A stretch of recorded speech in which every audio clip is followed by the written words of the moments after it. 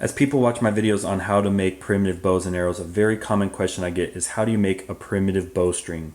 And I guess that depends on what your definition of primitive archery is. I tend to define it as making your bows and arrows out of all natural materials, usually that you collect out of the wild or grow in your garden and then process into the final product. And with that definition in mind, I use several natural materials for a primitive bowstring. My favorite is the back sinew, the tendons of a deer or elk. They can be twisted into a very strong bowstring, and they work great and have been used for thousands of years. I have had problems with them failing though in late archery season in the wet weather when they get wet. So I like to have a backup made out of a plant-based primitive bowstring. And so for that, I grew this plant in the garden this year. This is the flax plant. This particular variety is called Maryland, and it's called Maryland because this variety grows long, strong linen fibers that remind them of Marilyn Monroe's hair. And it's very easy with very little effort and small space. You can grow this plant and enough to make many bowstrings. And there's a lot of tutorials on how to process the linen fibers from the flax plant. But since this is for a primitive bowstring, the only tools I'm going to use are this elk antler. It's very simple to get these fibers out and twist it into a bowstring. And to help hold these fibers together, I'm going to use this. This is a ball of beeswax. I collected this from a wild honeybee hive in a tree that blew over. And that's all you need is a little beeswax, some linen fiber, and an elk antler. And we'll twist our primitive archery bowstring that's strong enough to hold a 70-pound yew longbow. So let's start that process now. I started by planting my flax seeds in the spring pretty much as soon as the soil could be worked, and I planted them dense so that they would grow very closely together. And before the rest of the garden even really got started, my flax plants were already up and looking really good. As you can see, the patch is not very big, and I got a lot of fiber out of this tiny little patch, so if you even have a little bit of land, you can grow your own bowstring.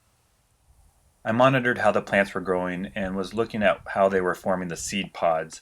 I wanted to harvest them before they fully went to seed. About 100 days after planting them, they looked perfect. The stalk started to turn yellow at the base, and they started to slowly be dying back. So the strength of the fibers are optimal at this point, and I just pulled little clumps out and shook off the dirt. The roots aren't very deep. And then I had my flax plants ready to dry. So I dried them in my garage for a couple months and then pull out the fibers as I need to make a new bowstring, so you can just store it for a long time.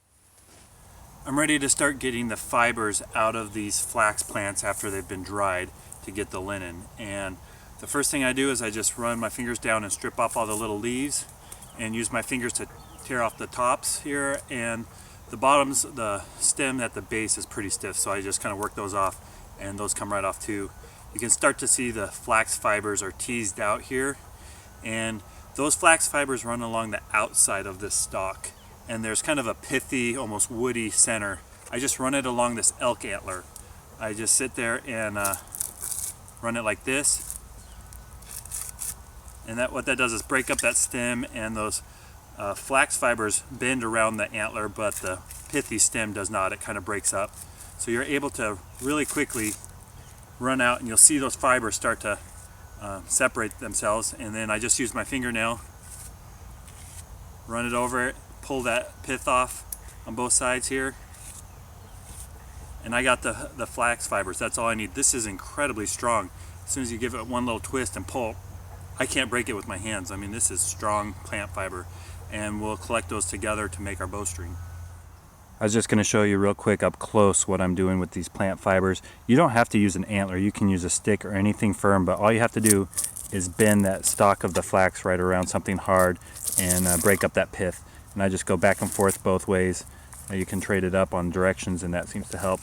And it doesn't take too many pulls before these fibers just start to get teased out. You can see them coming out right there like that.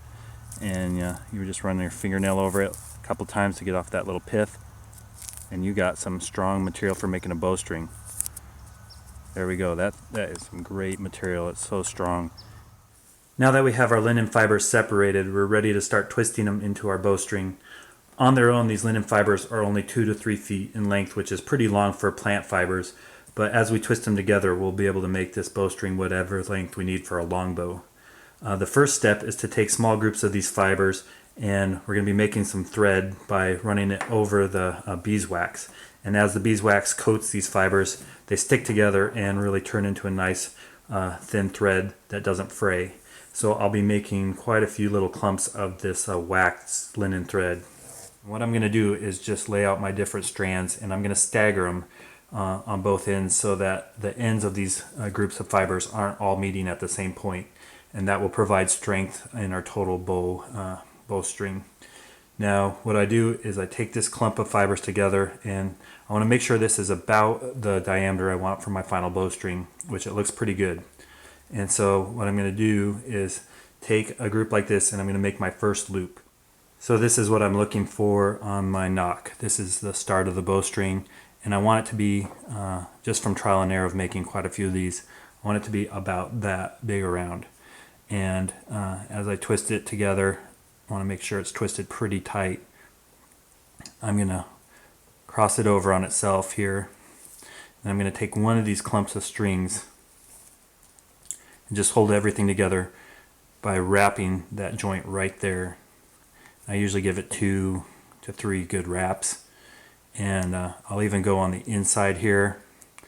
There's lots of different ways to make bowstrings. This is just the way I like to do it, and like that, and then come back around, and that just really secures that loop and keeps it at the size you want. You could go back around the other way, and that is perfect. So now that I have our loop started, we're ready to start twisting these together.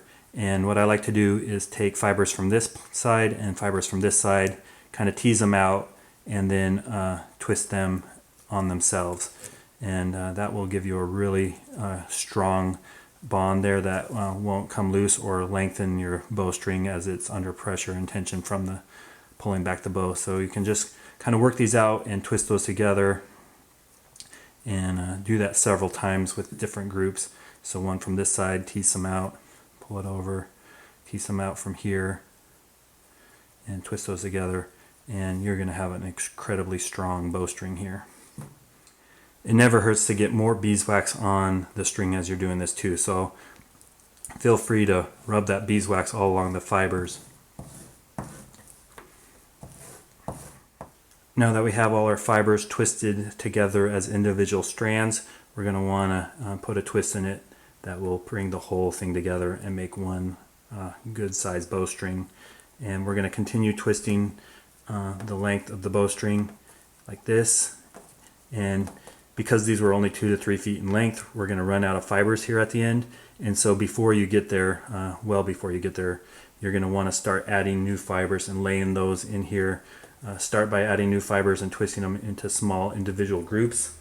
I'm now at the length I need it to be for my bow, which is actually longer than the bow, because as you twist this to fit the bow, it twists the string tighter and makes it shorter. So now I just need to tie up these loose ends, twist them around, and weave them back into the bowstring. And the way I do that is I know that right here is approximately where I want my other end loop to be. So I'm going to lay some extra fibers here just to add reinforcement here for the top loop, make it extra thick and durable. Now that I have those fibers twisted in nice and tight on the string, I'm going to make the loop, and I'm going to go around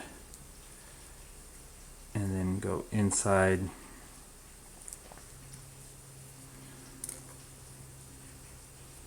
and around on this side.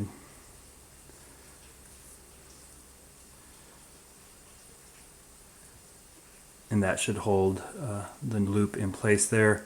Now I have all these loose ends on one side and the actual bowstring on the other. What I'm actually going to do is untwist the bowstring here and start weaving these loose end fibers back in on this bowstring. And then when we twist it tight, it will hold itself in place.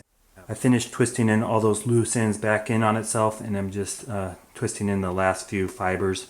And then when we tighten this bowstring again, it will be forming a strong bond here that will keep all those loose ends very tight.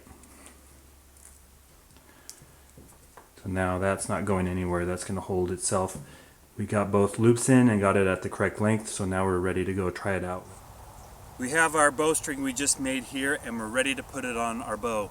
This is my primitive bow. It's made out of vine maple. It has bare tooth nocks and backed with cherry bark. It was really fun making this bow, and now I've made a bowstring to go with it. I made the upper loop on this bowstring larger than the bottom. The reason I did that is that upper loop slides over the bow and goes farther down, and that allows me to put this lower loop on the nock easily. And then to string this bow, I place the bottom of the bow on my foot, and then I pull at the handle and push at the end, and that will knock the string just like that.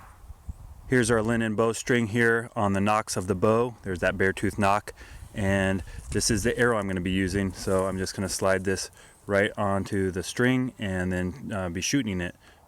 One thing that's way different about shooting this style primitive bow is I shoot my bow bare fingered, so I got some pretty good calluses right there on the fingers, and then as I hold this handle here, I don't have a shelf, so that arrow actually sits on my hand. So I'm bare fingered shooting off my my hand here, and it really lets me have a connection to the bow and get more of a feel for how it shoots. So I like the instinctive style shooting with bare fingers and shooting off my hand, not off a rest on the bow. So we're now ready to shoot this bow. I have a Ishi style primitive arrow here, and I'm curious how this string performs. So I got a squash, and we're gonna do some test squash hunting with a primitive homemade arrow, homemade bow, homemade bowstring, all out of all natural materials. So let's test this thing out.